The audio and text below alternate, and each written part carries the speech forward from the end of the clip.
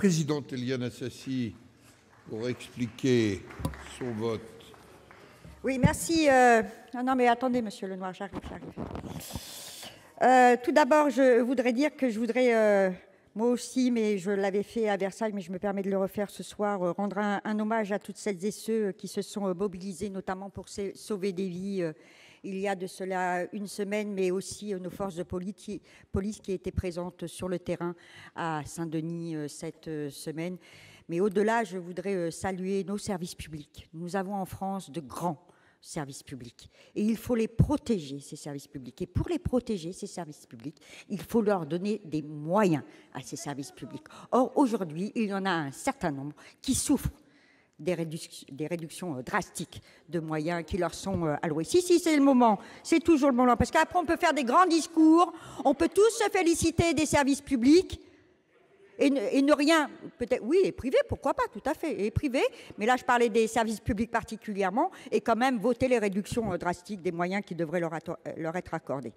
Enfin bon, bref, le temps du débat parlementaire, pour moi, doit permettre à nos concitoyens de mieux comprendre une situation et des raisons pour lesquelles nous devons légiférer pour modifier la loi de 1955.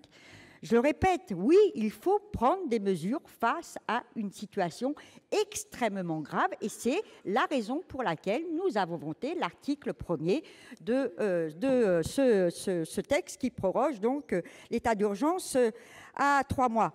Et pour autant, pour aller vite, nous refusons quand même toujours aujourd'hui ce déséquilibre entre sécurité, liberté publique, liberté collective, liberté individuelle. Alors, bon, nos amendements ont été rejetés, ok, mais nous n'avons pas eu de réponse à un certain nombre de questions que j'ai posées dans mon intervention générale.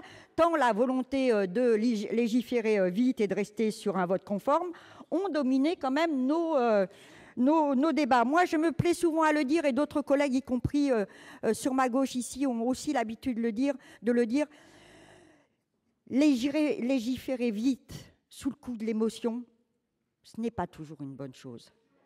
Et là, je pense que nous sommes face à un vrai cas d'école. Pour autant, comme vous, mes chers collègues, nous sommes des élus responsables, et nous savons prendre nos responsabilités face à toutes les situations, et particulièrement face à une situation aussi dramatique que celle que traverse notre pays.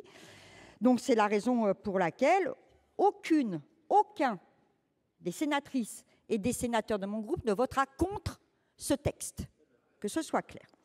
Et alors, mon cher collègue Lenoir, et mon cher collègue Richard aussi, parce que moi j'ai horreur du mépris de classe, sachez que je lis beaucoup.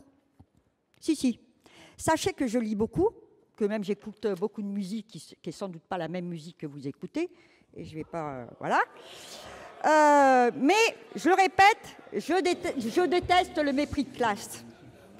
Et, monsieur Lenoir, je vais vous donner quand même la citation originale qui n'est pas celle que vous avez donnée. C'est simplement, les mots de Franklin étaient ceux-là: ceux qui peuvent renoncer à la liberté essentielle pour obtenir un peu de sécurité temporaire ne méritent ni la liberté ni la sécurité. Ce n'est pas ce que vous avez prononcé.